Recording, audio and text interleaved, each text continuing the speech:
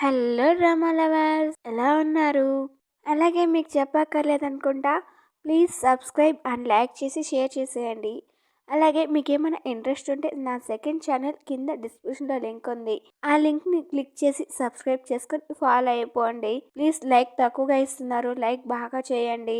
అలాగే ఇంకా డ్రామాలోకి అయితే వెళ్ళిపోదాం.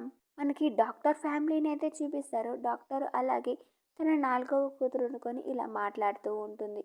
నాన్న, అతనితో నాకు డివోర్స్ ఇప్పించండి, నేను చదువుకుంటా, నా కాళ్ళ మీద నేను నిలబడతా అనేసి అంటూ ఉంటుంది. ఎందుకమ్మా అలా మాట్లాడుతున్నావంటే, వాడి టార్చర్ నేను భరించలేకపోతున్నాను నాన్న అనేసి అంటుంది. వాడు నాకు అస్సలు వద్దు, వాడు మంచివాడే కాదు, ప్రతిదానికి అనుమానిస్తున్నాడు, నాకు అతనితో డివోర్స్ ఇప్పించేయండి నాన్న, నా కాళ్ళ మీద నేను చదువుకొని నేను నిలబడతాను నాన్న అనేసి అంటూ ఉంటుంది.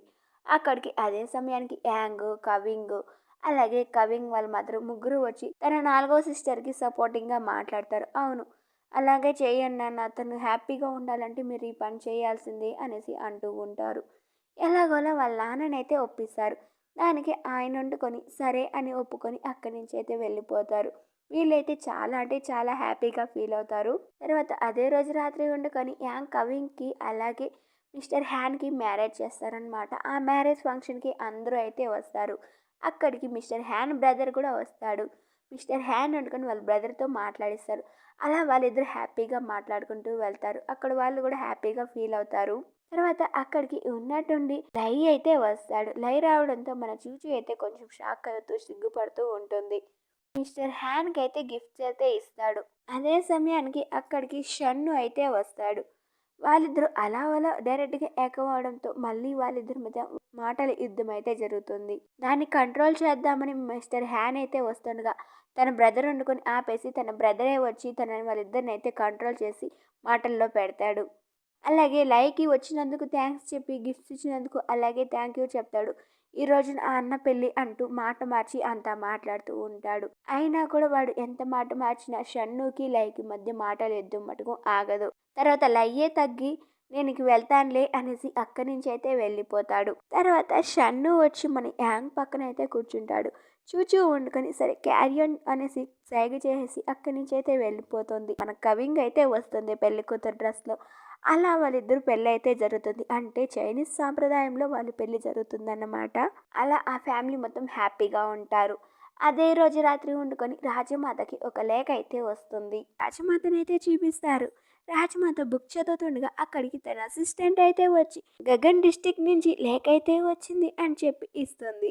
ఆ లేఖలో చాలా మర్డర్స్ జరుగుతున్నాయి, వింత వింతగా జరుగుతున్నాయి, నిందితుడు ఎవరినో కనిపెట్టలేకపోతున్నాము, మీ రాజ్యం నుంచి మంచి ఆఫీసర్స్ని పంపించండి అనేసి ఆ లేఖలో అయితే రాసుంటుంది. అంటే ఆ మర్డర్స్ కూడా చాలా క్రూరంగా ఉంటుంది. అన్ని వివరంగా అయితే ఆ గగన్ డిస్టిక్ నుంచి వాళ్ళు రాసుంటారనమాట. రాజమాత వండుకొని వెంటనే ఆ రాజ్యసభను అయితే అప్పటికప్పుడే ఏర్పాటు చేస్తుంది. అక్కడికి షన్నుని అలాగే యాంగ్ని అయితే పిలిపిస్తుంది. షన్నుకి అయితే ఆ లేఖను చూపిస్తారు. షన్ను కూడా షాక్ అవుతాడు. మీరు ఈ డిస్టిక్ వెళ్ళి ఆ కేసు అంతా సాల్వ్ చేయాలా, మీరే ఆఫీసర్గా వెళ్ళాలా అని చెప్తుంది. దానికి షన్ను అయితే ఒప్పుకుంటాడు. ఇంక వెళ్తామని షన్ను నమస్కారం అయితే పెడుతుండగా అసిస్టెంట్ వండుకొని యాంగ్ నువ్వు మాత్రమే ఇక్కడుండు, నీతో ఇంకా కొంచెం పని ఉంది అనేసి అసిస్టెంట్ అయితే చెప్తోంది. తర్వాత షన్ను వెళ్ళిపోయిన తర్వాత యాంగ్తో ఇలా చెప్తుంది రాజమాత, నువ్వు ఆఫీసర్గా అపాయింట్ చేస్తున్నా, నువ్వే వెళ్ళి ఈ కేసు కూడా ప్రాబ్లం బిజినెస్ సాల్వ్ చేయండి అనేసి, అలాగే మీకు ఆ ప్లేస్ తగ్గట్టుగా బట్టలు అయితే ఇస్తున్నా, నీకేది కావాలో సెలెక్షన్ చేసుకో అని చెప్తుంది. అలాగే నేను నమ్ముతున్నా అనేసి చాలా హోప్స్ పెట్టుకున్నట్టు రాజమాత అయితే చెప్తుంది. మన యాంగ్ అయితే కొంచెం చాలా అంటే చాలా షాక్లో ఉంటుంది. ఆ కేసు కూడా వింతగా చాలా వింతగా ఉంటాయి కాబట్టి షన్నుకైతే ఆ బట్టలను అయితే తెచ్చి చూపిస్తుంది. ఏంటి బట్టలు కూడా ఇచ్చారా అనేసి అంటాడు. అవును, కానీ కేసు గురించి అప్పుడే తను మొదలు పెట్టేస్తుంది. ఇదెవరు, ఇదేమిటి అని క్వశ్చన్ మీద క్వశ్చన్ వేస్తూ ఉంటుంది. అది అక్కడికి వెళ్ళాక అంతా చెప్తానులే అనేసి అంటాడు. కొన్నిటికైతే సమాధానం ఇస్తాడు. అవును, నువ్వెందుకు ఈ బట్టలు సెలెక్షన్ చేసుకున్నావు అనేసి తమాషాగా నవ్వుతూ ఉంటాడు. ఏంటి, నేనేమన్నా బట్టల షాప్కి వెళ్ళి సెలెక్షన్ చేసుకున్నానా? రాజమాత ఇచ్చిన దానిలో ఒకటి సెలెక్షన్ చేసుకున్నా, దాన్ని కూడా నన్ను ఏం చేయమంటావు అనేసి అంటుంది. సరే సరేలే అనేసి అంటాడు. అంటే ఈ వాళ్ళిద్దరి డిస్కషన్లో ఒక్కటే తెలుస్తుంది, షన్నుకి ఆ గగన్ దృష్టికి సంబంధం ఉందని. మరుసటి రోజు మన యాంగ్ వండుకొని తన మాస్టర్ దగ్గరికి అయితే వెళ్ళి గగన్ డిస్టిక్ గురించి, ఆ రాజు గురించి అక్కడున్న జనాల గురించి అన్ని వివరాలైతే కొన్ని తెలుసుకుంటూ ఉంటుంది. అక్కడుండే రాజు కూడా చాలా మంచోడు అనేసి మనం పాజిటివ్‌గానైతే చెప్తూ ఉంటారు మాస్టారు. తర్వాత మనకి ప్రైమ్ మాస్టర్‌నైతే చూపిస్తారు. అతని దగ్గరికి తన అసిస్టెంట్ అయితే వెళ్ళి ఈ షన్ను వాళ్ళంతా బయట దేశానికి వెళ్ళి కేసు మీద వెళ్తున్నారు అనేసి చెప్పేస్తాడు. అంటే వీడికి ఆ సీక్రెట్ లీక్ అయిపోతుందన్నమాట. దానికి వాళ్ళ మీద ఒక కన్నేసి ఉంచు అనేసి ప్రైమ్ మాస్టర్ అయితే చెప్తాడు. తర్వాత మనకి చూచూనైతే చూపిస్తారు. చూచూ వండుకొని మళ్ళీ యాంక్ అయితే తన ఫ్రెండ్ ఉత్తరం రాశాడని తెచ్చిస్తుంది. అది షన్ను అయితే చూస్తూ వస్తాడు. వింటాడు కూడా. లేఖ చూసి చాలా అంటే చాలా సంతోషపడి లేఖను చదువుతూ ఉంటుంది. అదే మన ఎప్పుడు యాంక్ రాసే ఫ్రెండ్ అనమాట. అదే అపెన్ మనకి యాంక్ తెలియదు కదా, అపెనే ఆ ఫ్రెండ్ అని. అవును, ఏంటి ఈ లేఖ అనేసి అడతాడు. నా అభిమాని రాశాడు అనేసి అని చెప్తుంది.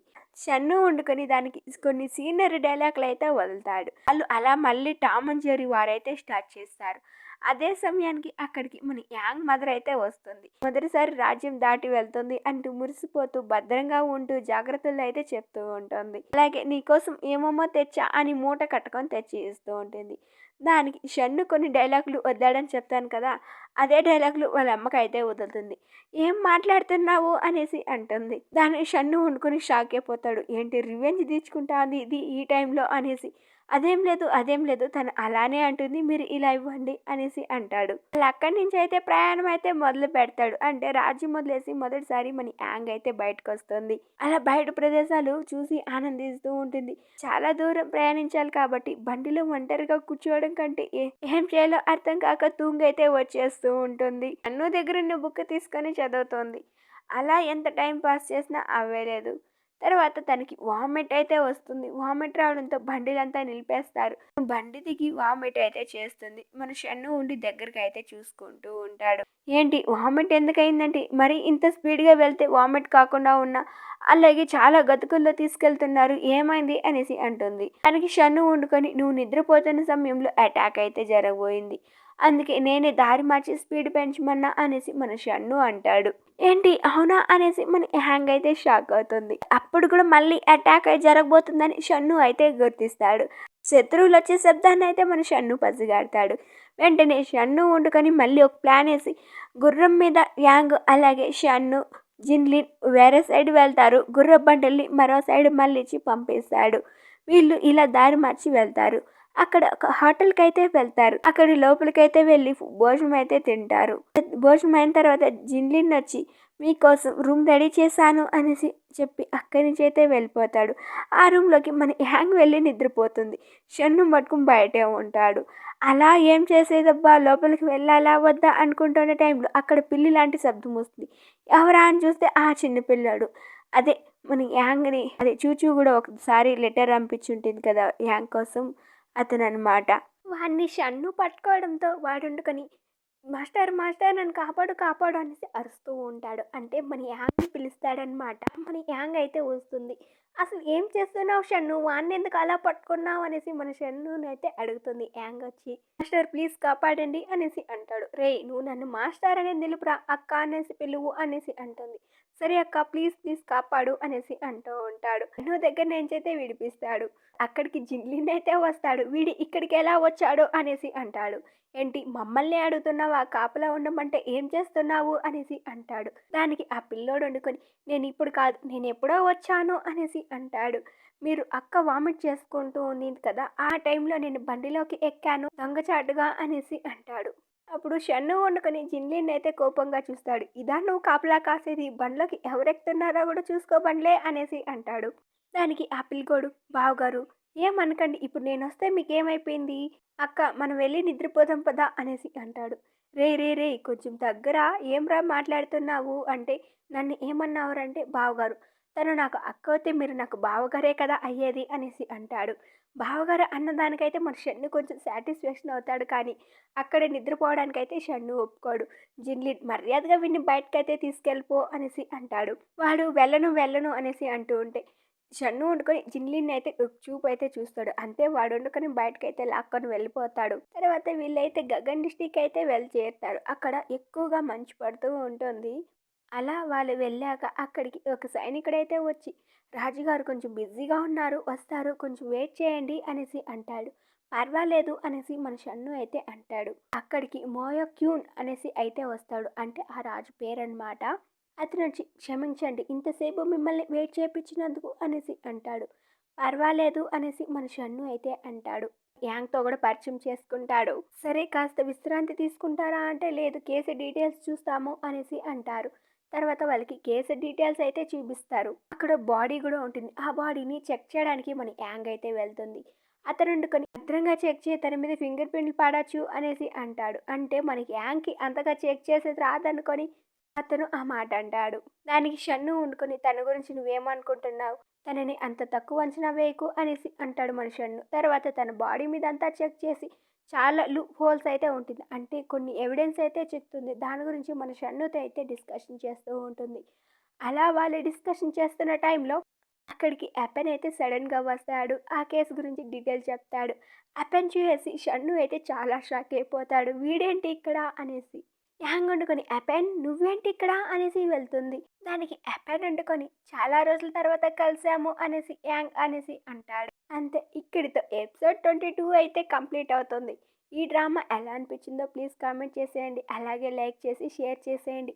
అలాగే నా ఎక్స్‌ప్లెయిన్ ఎలా అనిపించిందో ప్లీజ్ కామెంట్ చేసేయండి. ప్లీజ్ సబ్స్క్రైబ్ చేసుకోవడం మటుకు మర్చిపోవద్దు. Tata bye bye.